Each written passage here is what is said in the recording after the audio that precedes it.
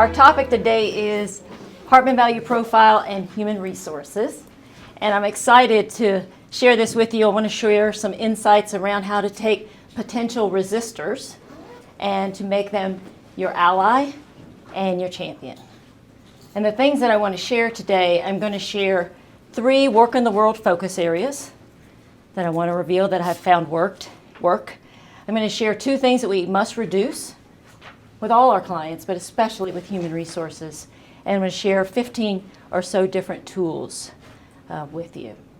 And those tools and this PowerPoint and my notes are at this location on my website, and that'll be available to you, pricelessprofessional.com/RSHI 2019. So what I'm going to share with you today are things that I've discovered, because guess what? I didn't do all of them or many of them for a period of time. So these are my mistakes and how I learned to do them better. So I'm here to serve you today. So if you have questions along the way, just stop and we'll handle those. And I've also left a little time at the end for questions. So let's go. Okay, so now here's the scenario. You're talking to an executive in an organization, creating a great relationship, great dialogue. They love your work, they love you, they love the tool, and that executive finds out that human resources has to approve it. Didn't think they did, but now before you can work together, guess what? You have to work and get human resource buy-in. You hear that, your wonderful contact tells you that. What are you thinking and how are you feeling? Oh, God. Oh, God? What else are you thinking and feeling? We're done. We're done? Yes? Yes, so we've all heard those stories and we've had those experiences, and it is a potential bias that we have, and it is to say, oh no, I want to go in the different direction, please, not HR. But I want to share a different perspective, and that is that we can have a wonderful relationship with human resources. And in fact, when we create that wonderful relationship, they will be our forever friend, client, and colleague. And so that is what we're focused on today. And so as I was thinking about how to describe what I had learned, I want to just tell you a little bit about my experience. I've trained human resource, organizational development folks, internal and external consultants, probably at least more than 100 people in the science of axiology within organizations. And I was trained through TTI Success Insights. In fact, Rick Bauer's wife, Ashley, and Lisa Aldisert that you met yesterday were my trainers in Atlanta in 2005. And I remember when I left the training, I don't think I slept for 3 days, because I knew I had found something that meant something. I think everybody here can tell the same kind of story. And then I trained with the Medfords. I love that picture of them, and went to Knoxville and got coaching from them and attended some of their workshops. Okay, so as we think about how do we work in the world, I was looking for inspiration, and how did I want to share how we work in the world, and what are those things, systemic, extrinsic, and intrinsic, that are going to help us. And so I read the Wall Street Journal every day. I also love my dog, so if we talk more than 5 minutes, I will pop out a picture and show it to you. So a headline story in the Wall Street Journal in October was about PetSmart and Chewy. And we can learn from them and their business decision about how we can work with human resources. So let me tie it together for you. PetSmart bought Chewy, $3.5 billion acquisition. It was the largest e-commerce deal ever. The market said, oh, PetSmart, what are you doing? Chewy cannot compete with Amazon. You have not made a smart decision. It's 2019. Chewy is now worth $11 billion. So it was a smart decision. And the PetSmart CEO is instructive to us because it tells us something that we need to do with our clients as well as with human resources. And he said, I was in it for the long term. I knew they weren't necessarily making money, but they had really high customer retention scores, and it was hard. If I was looking short term, I might not have made this decision. But because I was thinking long term, I made the decision and it worked out. The Chewy founder, how did he create success against Amazon? The mammoth out there is that he had pet lovers on the phone with the people who were calling in, and he was fanatical about customer support and service, and he said, I knew if I won them as a customer, I will win them for life. And so he is beating Amazon. We can beat Amazon. We can, in our own world, whatever Amazon is, we can make these connections with the human resource leaders if we take this mindset. And the first is we have to think long term. So a systemic thought is think long term. If you go slow, a little slower than we tend to want to be sometimes, we go slow, things are smoother. And when things are smoother, you go faster. So go slow to speed up. And I love what I made a note from a presentation Leonardo talked about today about we have to learn to wait. And you said it right here. You said we have to learn to wait. And that Hartman even said, given time, good will prevail. So if we can take a long-term view, and it will require some of that if human resources is involved, because it's not as expedient, we have to love the science. We have to love our science. We have to love axiology. We need to be in harmony with it. I mean, there have been times, and maybe you all have had them as well as I have, where I've felt uncomfortable with it or I wondered about it. Those days are gone. I know what I know around the science, and I'm in complete harmony with it. And so no matter what human resources says, I'll be like, yeah, I hear you. And they know that I know that the science works and that it's good. So we have to resonate with that. We have to be like the pet lovers. When you call on the phone and you're talking to customer support and you're talking to a pet lover, that's different kind of support than what you're going to get for somebody who doesn't care. And so that plays out in our success. And last but not least, we have to be fanatically devoted to support, no matter who it is we're supporting. It's the executive or the CEO that we'd rather work with, or the human resource leader who's asking you 800 million questions. And this is our model, so I'm creating a little bit of a model. I have done the opposite of these. I've had a short-term view. I'm a strong style, and I like to get things done quick.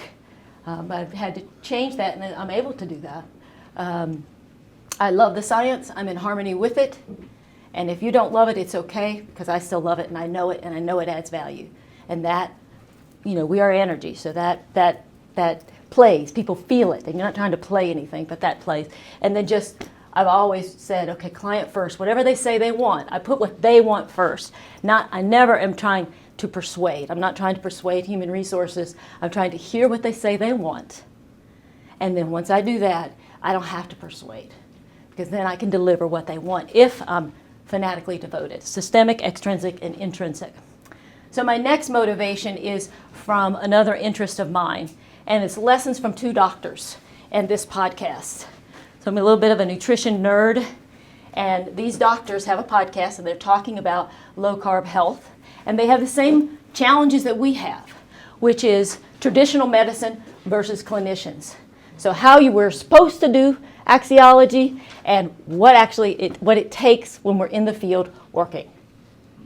They also feel a real sense of urgency to heal. They have thousands of sick people with diabetes and heart disease, and they have a cure that can help them.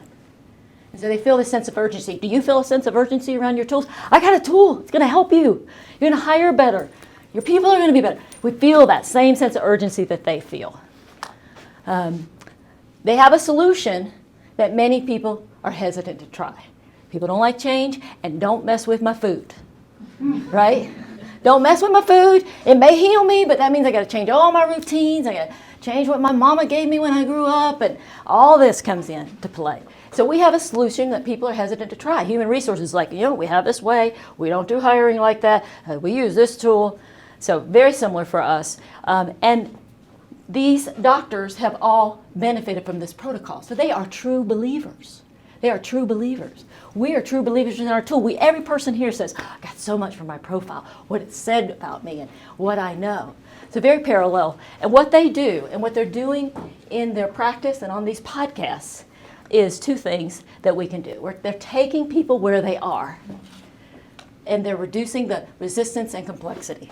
So those are our lessons. So for example, I don't say, if you take all carbs or low carbs and you do these macros, this is what's going to help you to a hesitant person. You just say, take bread off the table. Don't eat that.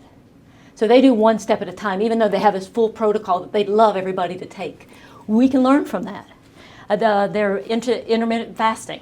And they say, start with just try to go 12 hours. 7 to 7, don't eat. And then once that works, go 13 hours, 14. So the incremental. And those are our lessons for us as we are working with human resources or any client. So there's our model.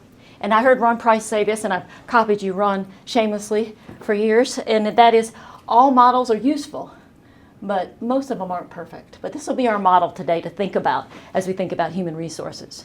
So when we think about reducing resistance, something we've heard today, and I'm in this situation, in this section, I'm talking about on the sales call, in the hiring situation. So we're using our tool for hiring, we're using our tool for coaching, we're using our tool for training, so all situations. Connection before precision and information. That's when I said, I don't persuade, I connect first. And we've heard that all couple of days, seems like it's been a week. A couple of days here, intrinsic before extrinsic and systemic. So we apply that. So some of the connecting that we need to do, or that we can do, and it's helped me, is understanding that they're more like us than not. So we see them as an obstacle, but how do you connect to people? You start to understand them. So how are they like us? They're facilitators. They don't have full authority, but they have a lot of responsibility. How do we feel as we're consultants, right? They're passionate about serving people, that most all of the human resource people, they want to take care of the people. They care about the process. Sometimes they're marginalized. Are you ever felt marginalized as a consultant? I mean, maybe. So we have more in common with them than we think we do. So that can help us with our connection. And then realizing that they, and we all know this, but I'll just state the obvious, they have business partners that they have to report to. So if we remember that perspective and we can think about how do we make them look good, because they have business partners that they need to now go present this to, and how do we help them look good, then they're starting to connect with us, and we're starting to connect with them, and then we can share. And this is my favorite quote. It's my guiding principle. I have all the stylistic characteristics of someone who wouldn't do this, but I do this, and almost can't share unless I do this. And it's the greatest compliment that was ever paid to me was when one asked me what I thought and then attended to my answer. So instead of not listening to human resources, trying to figure out how do I make them understand, don't do any of that. Just listen to them, find out what they're looking for, and give it to them. And that only works if we're thinking long term, and we know that in the end, slow is smooth, and smooth can be fast. Another tool that works, it's a very simple thing, but I generally do not share what I think before I ask them what they think. No, you first. Because then all of my answers or all of my responses, it's consultative selling, right? It's facilitation. All of my feedback, all of my responses are related to what they said they think and know. So I have my profile there of their hiring candidate. I have what they said they wanted. I know what I need to talk about, but I'm going to ask them first, what do you think? What did you like about this candidate? Where was the challenge? And what that does is it reduces resistance. It gives you all the information you need, and then you share from the profile exactly what they said they liked and didn't like. Well, when you said you liked them, here's where that showed up in the assessment. Now, when you had some questions, let me tell you, and they're more receptive to hear it than if I just start out and say, this is what you need to do. And then, so intrinsically, if we've connected, this is my basic, I call it the basic debrief process. It's kind of like take the bread off the table. So we've got a full advanced process that I'd love them to do, but sometimes I just need to, the only way they're going to participate is to give this basic process. And it gives a process for them to understand how to debrief the report. They can use the two-step debrief process to train their business partners that they work with and help them understand so they're effective. It helps them be effective. And it also helps me learn more about the job, whether it's coaching or hiring, without having to go through the whole protocol that they are unwilling to do, even though it would be so good for them and it would heal them. They're not willing to do it sometimes. So to reduce resistance and get the buy-in. And I know some languaging that really works is we're looking for strengths, and we're looking for potential gap areas. We look at them and we kind of know their gap areas, but if we're trying to reduce resistance so they even accept the information, the softer language works, and you still can get your point across. So we're looking for matches and mismatches. Human resources particularly, I find, and you might agree, sensitive to judging people, being hard on people. They want the right information, so this languaging, it actually works with individuals and is something I use quite often. So connection before precision. Next is reassurance, not dominance. So reassurance is the reminder, first off, that they, like us, we've had unhappy experiences sometimes with human resources. Guess what? They've had the same thing with consultants. Yeah. So there's some questions there, right? So how do we reassure them without being dominant? And it is to be a bit flexible. So you have a 4-hour process. They say, I got 90 minutes. Are you flexible enough to try to make the 90 minutes work? Are you flexible enough to say, well, intermittent fasting is 16 hours or more? Or can you say, well, I can do, the 12-hour fasting. They'll take a bite. They'll be with you. It'll meet their goals. There'll be buy-in. You're reducing resistance. And that is taking a long-term view, being the lover, and being fanatical about axiology. Simple things that really work with human resources. When I see human resources and they're like this, and then you say something and they let go, one of the things is it's less than 30% of any decision that you make. So that tends to calm them down. It's not the be-all, end-all. We're not dominant here. Let me reassure you. Of course, y'all know the compliance part of it, the EOC and OFFCP. I know what it is. Yeah, that one. Oh, that you have that. The links are available. I have them on my website. I have them in my briefcase, depending on who I'm going to be talking to. That is reassuring. That drops the shoulders. While we're doing this to them, sometimes they're doing it to us. I want them to drop their hands. What are you going to say, Adina? I didn't understand what you said about Less than 30%? So that's language that I use, and it's that assessments are less than 30% of the decision. Okay. Department of Labor, I think, recommends that, and also recommends that you use more than one view. So that language helps. I use something called risk factor, and every time I say there's always a risk, human resources and leaders all go. And you would think that would talk against your assessment, but there's an understanding now. You're not saying that you do this tool and you're going to make a 100% correct decision, but it reduces resistance by actually saying, there's always a risk. And they're like, yeah, speaking to the obvious, but lots of buy-in around that. I do assessment match 5-to-1, and that is and every executive and human resource person who's ever used this with me or asked me, they will not hire without it. And they try to make me or ask me to do it for coaching clients, but I won't apply a marker there for that. But what it is 5 means, according to the assessment, 5 is an excellent fit, less risk. So I make sure they realize, even if you're an excellent fit, there's still some risk. And 1 is poor fit, so that's the in between, and greater risk. So it gives the decision back to them. I'm not telling them don't hire, do hire. I'm just saying you can hire if there are 3, but just know you're taking on some more risk, and there may be a reason for it. And if it is, maybe the background they need, or so I'm not taking ownership. Just like in coaching, we don't take ownership of their development. We also don't, to me, take ownership of their hiring. But what we do is give them tools so they can make the decision. And with human resources, that's how you reassure, not dominate, and reduce resistance. I took and created some interview-based questions using the 6 dimensions with systemic, extrinsic, and intrinsic. That is helpful. That helps them look good. So if they look at they're always, human resources for whatever reason is completely fascinated with the graph and always wants to understand it. And so you do your best to explain, but now, if they don't understand it, but we can say, okay, they didn't score very clearly in this area, here are some questions you can use. So now that gives them something practical, lets them be the hero, and it actually is something they need. So I think that is has been popular and has been reassuring.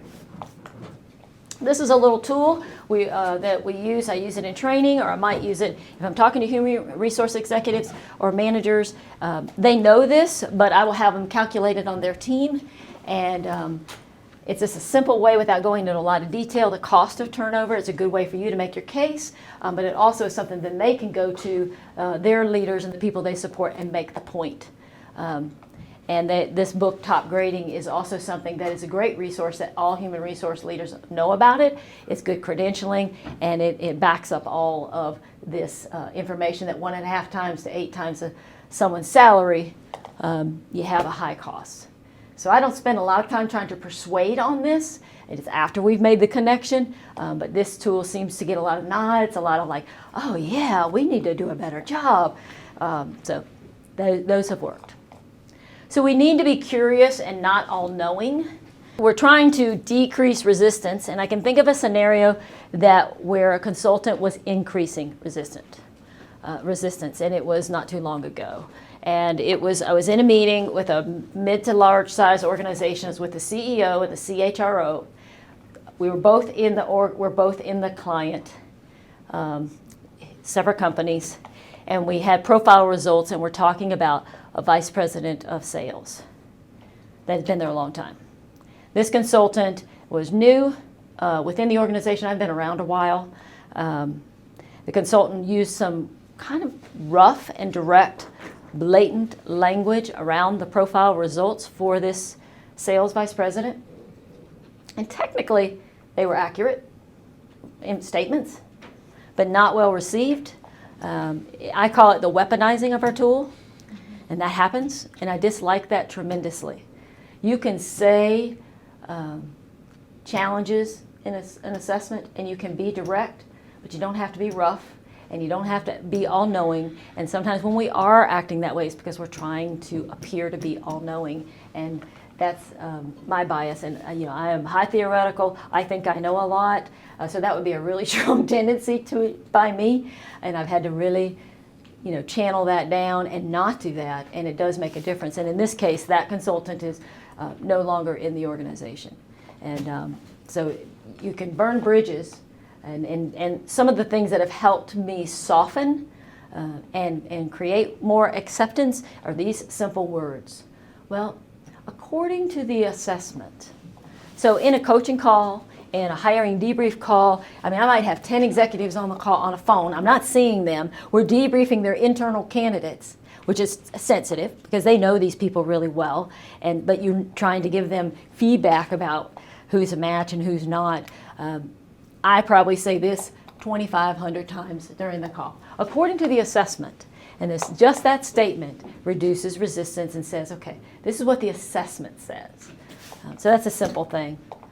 This languaging and these pictures work. What are we talking about here? Strengths. So people like that. It's like, oh, I have strengths. Now we say, what's this? Blind spots. And that languaging works, simple. And you've won when they're saying, well, one of my blind spots is. So they're not feeling angst about it like they're bad or there's a problem. And I don't think any of us ever mean to do that, but I think people are nervous about their results, and for human resources, they're nervous about people being upset, to protecting people. We just have to do it all with compassion, and be in our heart while we challenge and we support. And I think you can do both of those. You challenge, and the next sentence you can support, and they're not separate. So the closer we marry those, the more success we'll have with all our clients, but especially with human resources. Another thing that reduces resistance is Hartman's story. So I'm in a client where we've been around for a while. They use a lot of our tool, and they have a new director of executive talent. What's this tool? Why does this company like this? She's OD, PhD. I do something else. Who are you? Why are you here? I don't get it. Why haven't I heard about this tool? Lots of resistance. And so just kind of doing my thing. As she asked questions, I'm sharing. And then she wanted to know about the history, and I told her a little bit about Hartman. And I have a way that I share it now that is working, and it's in the notes. So if you need a little script that works, And as soon as I started to talk about the history and that Maslow, he trained, they were Maslow, they were together, self-actualization. I mean, just use that in regard to make sure if there's an opening that you share that. Also use the history of this institute. You know, if you're an axiology lover, be all in, and that is to be a member, participate, get involved, and just let people, you know, make sure that's on your bio. You're a member of the institute. You're on a committee in the institute. Share Hartman's book. You know, depending, you know, right timing. I know some people you're not going to give that book to, but that also is a way to reduce resistance and get buy-in. And that's one of those moments that I visibly saw the resistance go away and acceptance coming. This quote is also very popular. I use it in if we're doing a discussion and they want to see information about the tool. I always use this. I use a lot of car analogy, so that's why we have the race flag there. So human resources loves this. They know this like we do. And executives kind of know it, but human resource people know this and believe it. And so that is also something that you can use to your benefit. All little things, but drip, drip, drip. You know, every big thing started with a little thing. We add all these little things up and we have a big thing. And we need to help them understand. Now this one really requires having the long view and really, really feeling in your heart that customer service matters, because they may make you a little frustrated because it takes patience to continually answer the questions, to not feel like their questions are critiques. I have a client that I've worked with since 2012, and she's asking me the same questions. I've answered the same questions probably 100 times. And you know, initially I remember thinking, okay, you're really questioning what I know, and I feel a little defensive, and now I have come to understand that instead of seeing their confusion as a threat or feeling defensive, see it as interest. She's interested.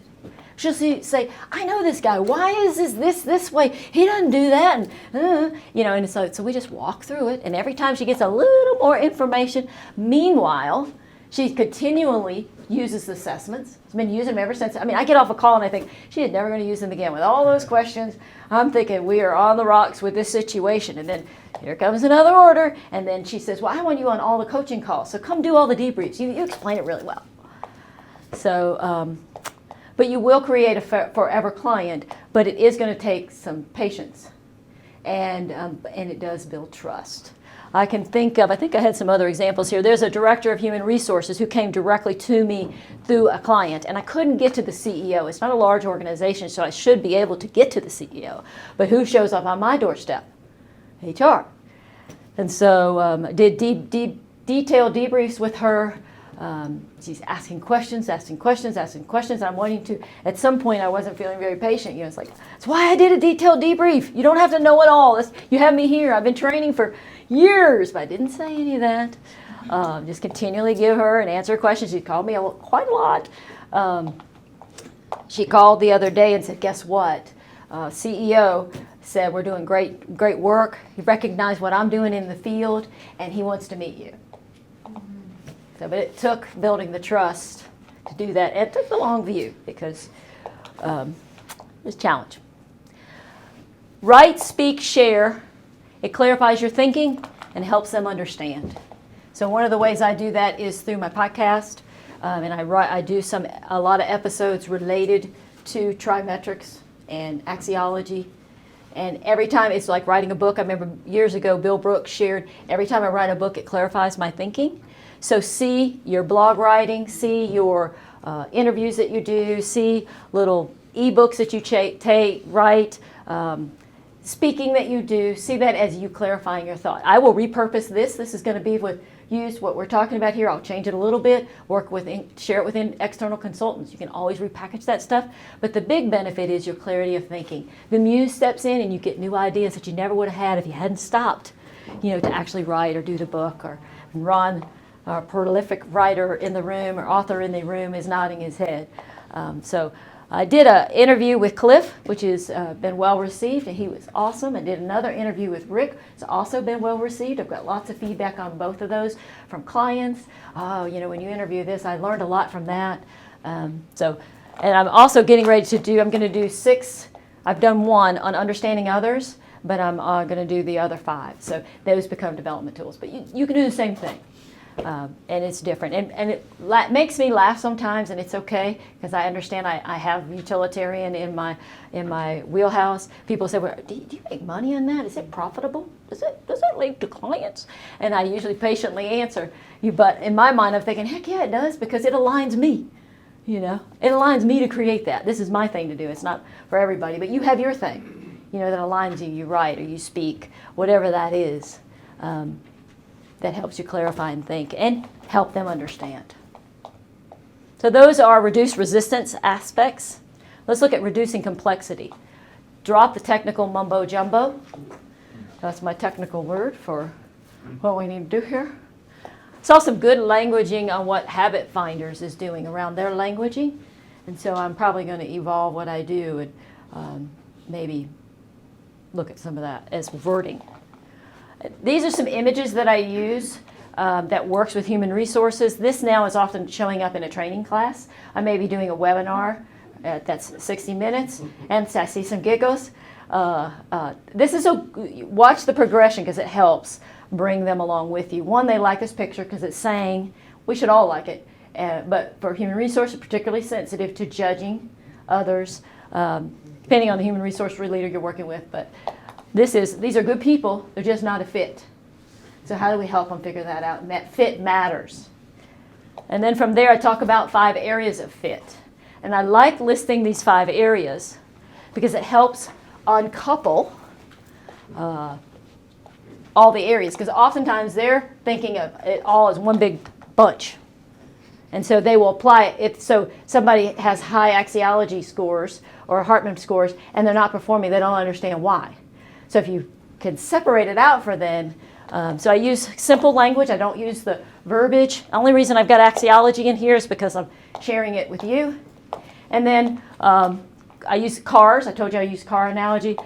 And so every time I'm talking to them, I'm talking about them through the car language. And so background experience, where they've been, where they're going, that matters to fit. What puts gas in their tank, you can't see it.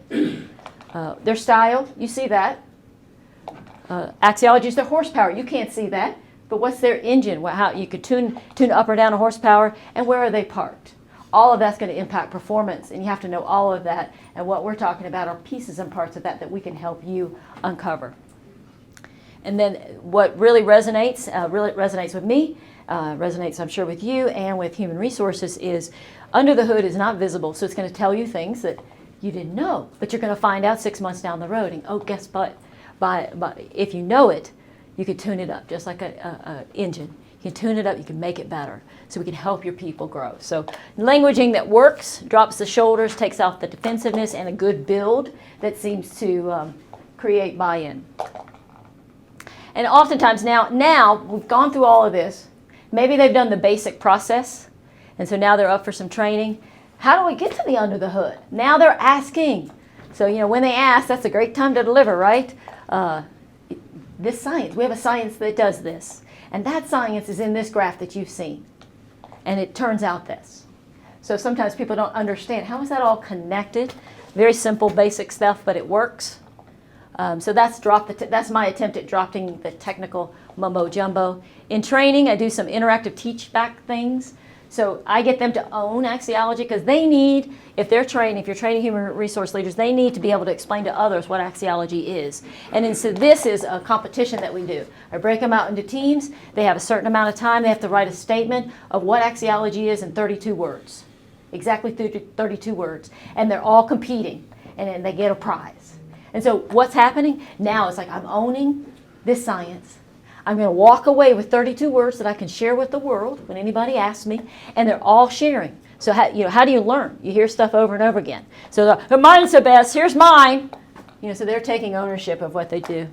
Another way to talk about the dimensions, I did this virtually. There were 20 people on a virtual call. I didn't know how it would work, but I assigned them dimensions. same kind of thing. They were to come back and share. Human resource people, they're like to talk and share and let's do and be active. So instead of talking at them, take the dimensions, come back and just teach everybody else. And then what are the examples of, if somebody's high in this, what might you see? If there's someone that has low clarity in this, what might you see? Again, simple little training exercises that gather buy-in. We play Jeopardy, all of that. Take kind of the heaviness out of what we do and the talk at things that we do sometimes. I have a laminated flashcard. I don't ever share the flashcard until they've gone all the way through the process. They now understand what axiology is because they just created a definition. They understand all the dimensions. So now let's apply it. And so this is a little cheat sheet. It's one-sided, two-sided, one page. And that becomes their Bible. They will call me a sales HR person who they don't need to know all this, but once they start getting into it, they want to know it. Okay, I use the card and I have an assessment. Tell me if this is right. Did I guess it right? So that's how now they're owning it, helping them understand. I think our own comfort is with our own results and just comfort. It took a while for me to get there. You have low internal scores or they have low external scores and it's a reliable report. I could talk to anybody anytime about that now. So, and that has dramatically helped me be more effective with human resources because I don't have a holdback. I'm not afraid to share and I know how to share it in a diplomatic way where they can receive it. Initially, I had 18 executives. They had all completed the assessments and I was going to go do a live team day meeting and CHRO wanted to be in on all the calls and all the debriefs before the live meeting, and I was kind of bummed, because there's something magical that happens between just you and the other person on the call as you're going through the results. And it was great that the CHRO was on the call because he was blown away at what happened, the kind of conversations that we had. So we need to figure out, all of us, how to record those. It's kind of like Esther Perel's doing a therapist thing. Have you seen that? It's fascinating. She's recording discussions. I'm getting off track, but she's recording discussions with patients, and then you can listen in. And so that's kind of what was happening, and it's fascinating. They're anonymous, but you can hear what's happening. And so they've been a client since 2014, and they continue today. So it's as more comfortable we are, the more comfortable they get, and if you can help them participate, that makes a big difference. Last on reducing complexity is we have to make it real, and what I mean about this is have those stories in your back pocket. I thought Dave Blanchard did an awesome job around how he could tell the stories. You had them in his back pocket. I mean, that's something, a skill, and that is something you have to almost plan for it to look like you didn't plan it. Does that make sense? And that's why some of these, writing these articles and the podcast and all of a sudden you've got all this material in your back pocket. So somebody scores low in role awareness and they don't understand it, you've got a story to tell them about that. Somebody's scoring lower on systems judgment, you have a story to tell about how that impacted someone's performance and how they overcame it, what it looked like. So making it real with real stories is super helpful. This quote from Hartman, I always liked it, but it's like, how do you help them understand this? When he said, I don't measure motivation, energy, or drive, I only measure how they judge and think. So yeah, okay. So what do I do with that? What do I do with that? So I have, and you're reminding them, and this happens in training, but it might happen where when I'm not using this quote, but they're saying, hey, how come Frank scored so high on the Hartman value profile and he is not a strong performer? So I can tell them a story about, and there's a guy named Frank who had the highest score I've ever seen. But when we're talking about the areas of fit, you can go through and you can explain why he was a Ferrari in the garage, but not necessarily doing great in the job based on all these other aspects. And why Bob, who kind of like a Honda, he's a very nice Honda, but not a Ferrari, on his Hartman value profile scores, which we can tune those up because that's the engine. All the other things are a great match. So just having those types of stories ready to share, you kind of have to flesh them out. If you're someone who talks to think like I do, I have I have to plan in advance to be effective in telling the story. Otherwise, I'll lose them pretty quick. So that is reduce complexity. Those are the 5 things that I recommend in order to do that I have found helpful. Works with all our clients as well as human resources. Reduce resistance. That's where we start. We can't do any of the other reducing complexity if we haven't reduced the resistance. And you have to be an observer of yourself and be willing to watch when, oops, I just amped up resistance. It's all me. And we'll always be learning that. But there's some, hopefully some of those tools will be helpful. Or there's our model. If we do these things, I believe, and I've experienced it myself, because like I said, I've done all the opposite of these in my 16 years in my business. Much better today, always learning. But if we do this, we won't feel like this so much. There'll just be another client that showed up on doorstep that probably wants to work with us. When you come from that belief and you say they're a good person and they probably want to work with us, and man, I'd like to be at the CEO, but I'm not right now, so let's have it work. When you have that belief, you go from that to this. And when you have that, it's a lot of fun along the way. And they're with you, and they are forever clients. That's the thing that I have really found. Every human resource professional that I have been able to win over, so to speak, reduce resistance and complexity, as a long-term client that I enjoy working with and has all kinds of insight that can help us, not stop us when they're on our side. So questions, comments? One of the things that I've heard is I don't do a real good job of resistance. I have so much patience, and but they interviewed well. Yeah. I'll say, hire 'em. Yeah. Yeah. That's not reducing resistance. That's being a smartass. But Jim, you do make it work for you. But when it's not working, you can try the other. Now, Yeah. I'm going to try yours over mine. Oh. We love Jim Corder just the way he is, but I'd say try that and see what happens. I have another definition for patience that I saw. Ooh. It's what you have to use when there are witnesses that might see you hide the body. Oh. What you have to use when there are witnesses. Okay. I have to think about that. I'm not fast, I guess. Awesome. Good. Suzie, I think you have a lot of salesmanship skills. I do? I think that what I just heard up there is good salesmanship. Oh, okay. Good. Yay. Okay. So yeah, I like that. I think along that same note, I'm not an ASP. I'm barely introduced into Hartman, but this is just good consulting. Yeah. That's Yeah. what this is. Oh, okay. And Yeah. It's a perfect model for just good consulting. Jargon applies to all things, branding, web design. Yes. That's what I viewed in all this. It's very applicable Oh, good. and much broader, I think, and much more valuable Oh. across a plethora of Yeah. industries and a plethora of things. So thank you. Oh, thank you. I appreciate the feedback. Thanks. Are we gonna get the slides? Yes. Yeah, okay. They're also available now too. My slides and a script, and all the, if you want the laminated jogger card or any of that stuff, it's all there.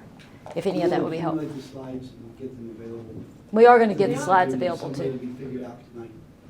Yeah. When I interviewed Cliff, he shared this quote, know yourself, choose yourself, grow yourself, give yourself something greater than yourself.